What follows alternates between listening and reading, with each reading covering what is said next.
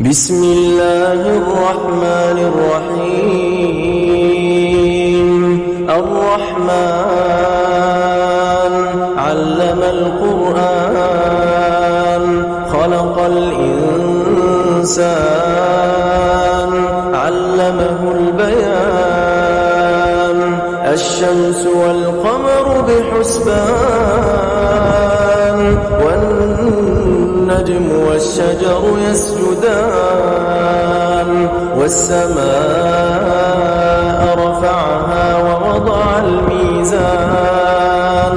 ألا تطغوا في الميزان وأقيموا الوزن بالقسط ولا تخسروا الميزان والأرض وضعها للأنام فيها فاكهة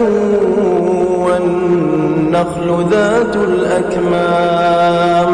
والحب ذو العصف والريحان فبأي آلاء ربكما تكذبان